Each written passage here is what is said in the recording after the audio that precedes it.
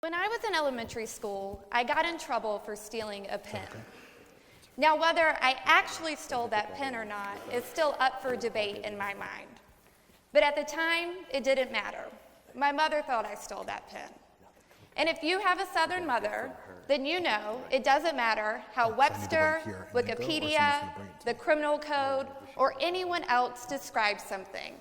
Her definition is the definition that matters. So, I stole this pen, and she found out. I quickly was scolded for my bad act. I was reminded of the immorality of stealing. She told me that I had disappointed her and that she had taught me better. And then she spanked me. Don't worry, it was still the 80s. That was okay back then. But my mother, Gloria, one of the things that she excelled at was teaching me a lesson in a highly effective way. You see, for her, me just knowing that I did something wrong and being punished for it was not enough.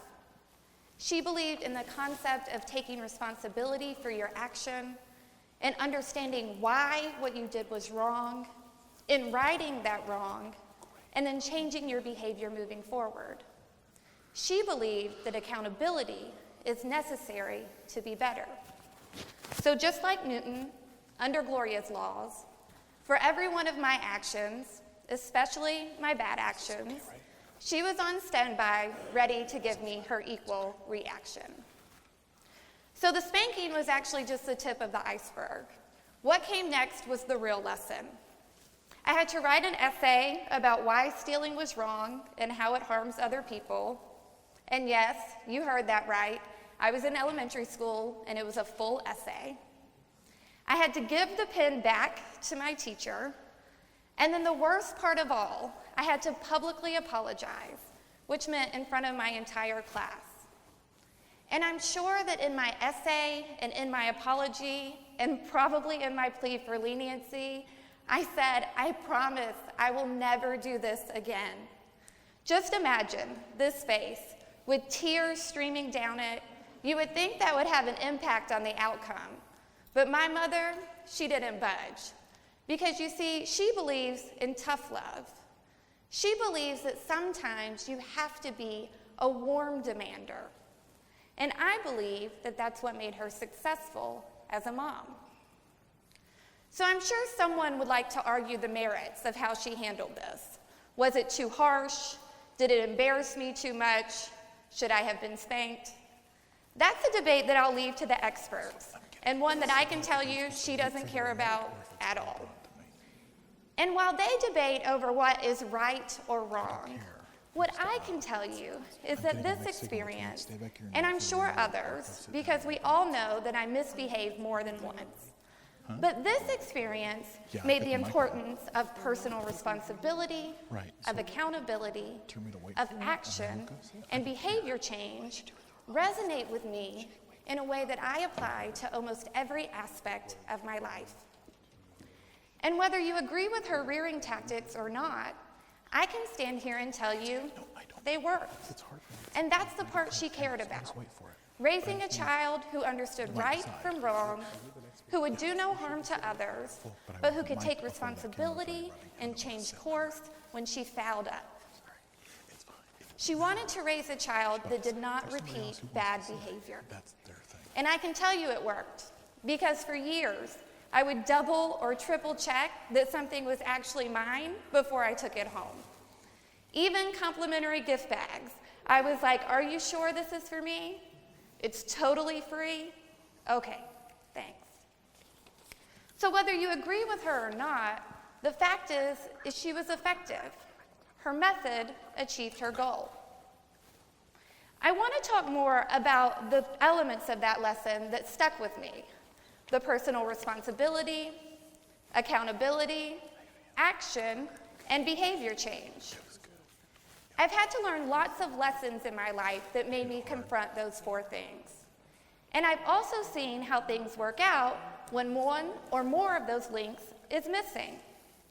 And a place that I've seen that often is the diversity, equity, and inclusion work, or DEI work, that organizations have taken on. Now let me say, I believe deeply in the value of this work, and I know that we have to get it right. That's why I think we should be doing it from the bottom to the top of every organization. We have to do it across every sector, in every meeting, and in every interaction that we have. Because the truth is, we all have a role to play in creating the world as it should be. So I'm not here to criticize that work, but I am here to take some lessons from my mother and offer some suggestions on how we could do this work better. And like I said, I do think that we all have a role to play. But today, when I say we, I mean myself and other white people. Because we are the ones that have gains to make in valuing and respecting our peers of color in the workplace and in life. And people of color are who are greatly harmed when we're not proactively examining our behaviors and practices that are far too often steeped in centuries of racism. So we are the ones that have to take responsibility for our actions, be held accountable for our harmful behavior, be willing to take action to right our wrong, all in the goal of behavior change.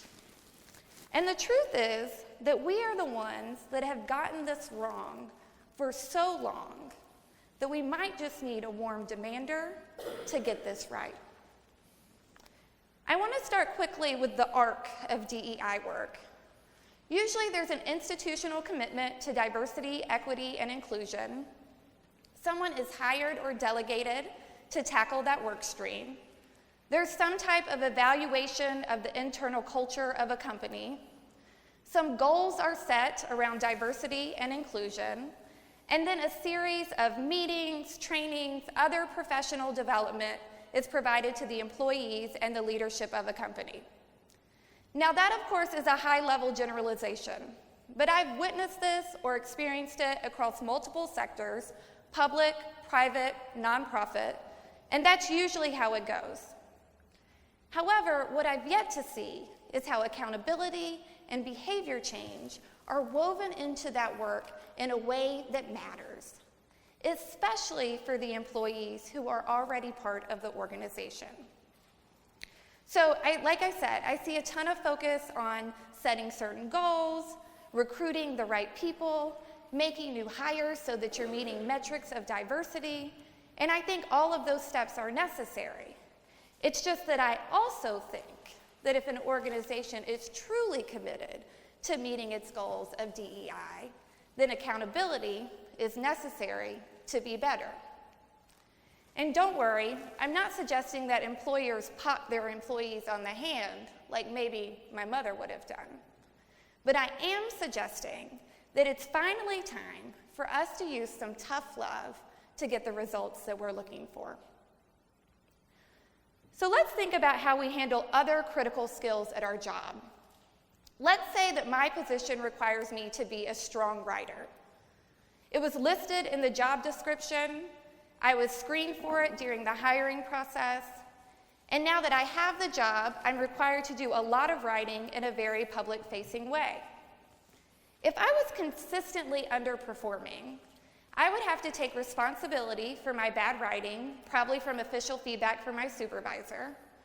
I would be held accountable to a set standard, probably through my mid-year or end-of-year review. I would be placed on an official improvement plan and given the opportunity to attend a training or a seminar. And if my writing didn't get better, if my behavior didn't change, then there would come a point where I was told I'm no longer the right person for the job. And I bet that all of you would be okay with that. There's a general consensus that that's an acceptable course of action when someone is consistently failing at a critical part of their job. Now, let's think about this in terms of our DEI work. So I'm working at an organization that has said that diversity, equity, and inclusion is critical to their mission.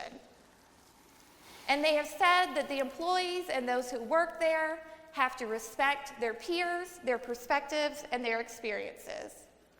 So instead of being a bad writer, I'm a frequent user, knowingly or unknowingly, of microaggressions and microassaults. So I've been heard around my workplace saying things like, well, this position can't be the diversity hire. We need an actual expert for this job. Or, I think her hair is beautiful.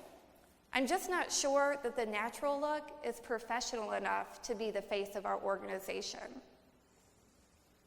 Or things like, well, despite her accent, she's very articulate. She speaks good English. And even, well, you know Melissa, if she really cares about something, she can be very aggressive in meetings.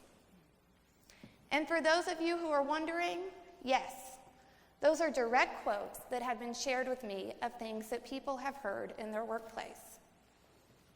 So this behavior that I'm sure is coupled with other problematic behavior both makes my coworkers uncomfortable and serves as a clear indication that maybe I'm not committed to DEI.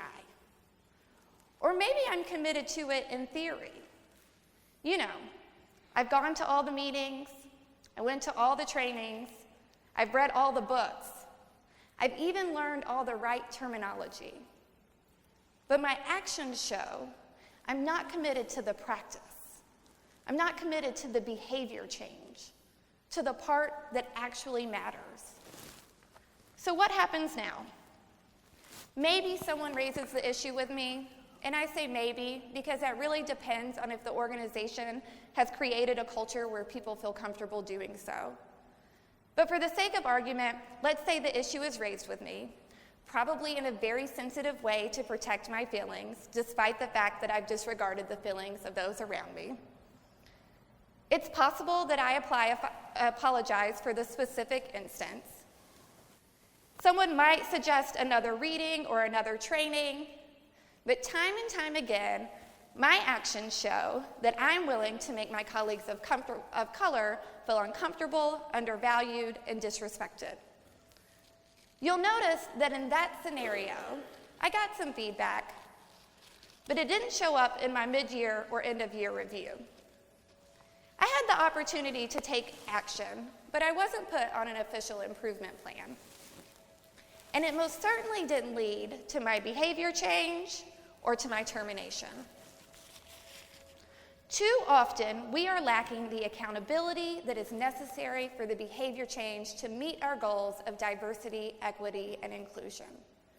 And I contend that we lack that accountability because we're scared that we don't actually know how to get this right. And we're scared that if there were accountability plans in place, then we might suffer the consequence. We lack it because this part of the work is uncomfortable and difficult. It requires us to face the fact that we too were socialized in a racist society, and that we often repeat or benefit from bad behavior that upholds systemic racism and bigotry. It requires us to admit things like, that little phrase you said growing up is actually incredibly offensive. You have to confront your own privilege and look at your own behavior, and at some point admit that you and me are part of a problem that we claim to hate so deeply. And we lack the accountability because the saying is true. It is easier to fight for your principles than it is to live up to them. But what I'm telling you, to be successful at this, to learn the lesson, to see the behavior change, accountability is necessary. And I learned that from my mother. So I'm sure some people are thinking, this woman is crazy. She wants me to be fired. We do that sometimes, overreact to the slightest of criticisms. We can be fragile in that way, especially on issues of race. So what I say to that is, maybe it might be time that you're not the person for the job anymore, either because you're not willing to do the work or because you don't hold the same values of diversity, equity, and inclusion. But I hope she wants all white people fired is not the takeaway today. Because what I'm actually saying to you is that it's time for us to put real pen, hopefully not a stolen one, to real paper and support and implement systems of accountability for diversity, equity, and inclusion in the same way that we would for any other part of our job. I'm telling you that it's time for us to step into that fear of getting it wrong and be decent enough as adults to take responsibility for our actions and be held accountable for our harmful behavior. And let me be clear, while what I'm asking may sound scary or hard, you're still getting to do this work from a place of privilege. Let's say that your employer does follow the steps that I outlined when I was a bad writer. That means you get to foul up, probably more than once. You get to receive feedback. You have the opportunity to improve, all before you ever have to think about losing your job. Our colleagues of color, they don't have that privilege. They have to show up every day and be twice as good to have a shot at the same opportunity, being mindful that any misstep could land them unemployed. So what I'm asking you is not unprecedented. I'm simply asking you to show up every day with just a smidgen of the courage that people of color show up with in every aspect of their life. And I personally think that's the least we can do to get this right. Thank you.